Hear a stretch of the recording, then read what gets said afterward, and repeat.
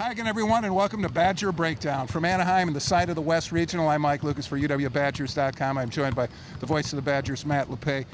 Matt, Wisconsin and getting ready for Oregon heard a lot about the speed and the athleticism of the Ducks. Now, in advance of Baylor, we hear about the athleticism, but you add something else to it, and that's length or size. Yeah, with the zone defense that Baylor plays too, as Greg Gard and others talk about it, it morphs into different kind of looks. It can look like a 1-3-1, a 2-3. It can look like a lot of different things.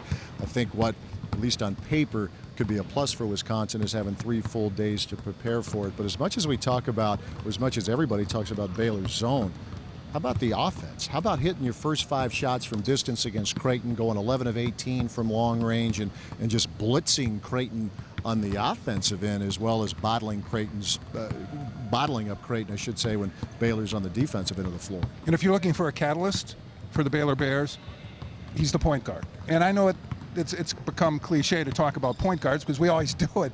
But when you take a look at Kenny Cheering, what he's meant to this team, it's off the charts. They all say that. When Baylor went through its tough stretch where it lost 8 out of 10, Cherry missed a good chunk of that because of turf toe.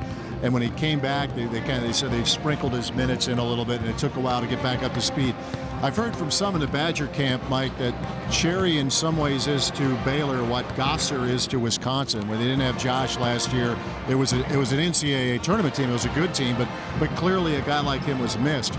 Well, for Baylor, the injury wasn't an ACL, it was turf toe. He's back, and you can just see where having him back stabilizes everything, both ends of the floor for the Bears. I think we've both been impressed, though, with the way Trey Jackson's handled every challenge throughout the season and this postseason. Oh, he has. He's scoring, distributing the ball, playing good defense. After the Oregon game and the euphoria of that, there were so many key components, but again, in talking with Greg Gard, he mentioned, talking about Trey, that may have been as good a half as he's played all year. And let's face it, he's played a lot of good basketball here, but to have that solid at 20 minutes, only 2 turnovers Wisconsin had in the second half of that game against an Oregon team that prides itself on pressure and yet defensively, says a lot about the work of Trey, and not to mention everybody else. Well, let's talk a little bit about Wisconsin's bigs and how they might be able to impact the game against Baylor.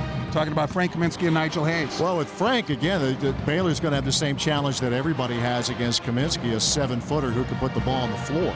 He can score inside, he can score outside, and when he's outside, he can put it on the deck and get himself inside. And, the Badgers in that comeback, they were able to get to the foul line against Oregon, had some and-one opportunities. Nigel Hayes as well. You look at most of the time when Wisconsin's on the floor, it'll have 5 legitimate 3-point shooters. Well, Nigel, when he comes off the bench, he's not a 3-point threat, but he's a good mid-range threat. And when you look for pockets in that zone defense, a guy like Nigel Hayes can really come in handy. And baseball fans love the long ball. It's no different in basketball with the 3-point shot. And I think people are going to be entertained by Bruston Heslop.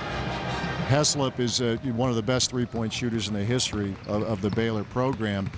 Baylor shoots 39% from 3-point range as a team. That's awfully impressive, but even Ben talked about it earlier in the week. He has 228 3-point baskets in his career, Wisconsin's record.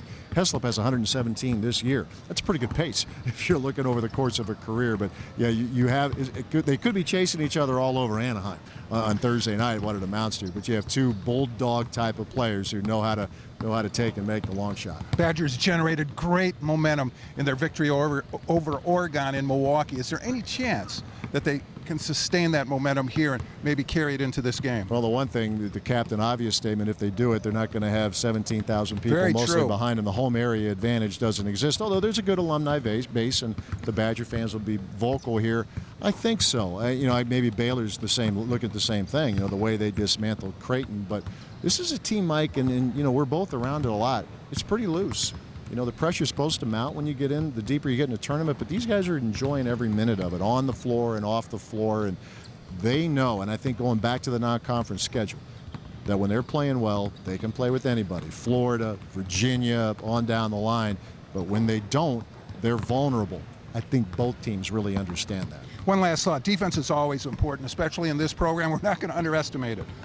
But offense this year has been one of the keys to the success that the Badgers have had. Nobody scored more points than Wisconsin in the round of 32. And how fun is it now? We've heard for years and years the national pundits not be real thrilled about watching Wisconsin, but I think the informed ones, and quite frankly, that's the majority of them, they understand now that this is a Wisconsin team that's able to score. This isn't the grinded out win 47-45 type of team. Now it can win that way, but it's a team that will score in the mid-70s with regularity, and people around the country get it. And it's kind of fun to understand that, and it helps as much as everybody wants to play good defense, but if you can score, it also gives you a chance. We found that out last Saturday night again. For Matt Lepay, the voice of the Badgers, I'm Mike Lucas for UWBadgers.com. Thanks for watching Badger Breakdown, our Sweet 16 edition.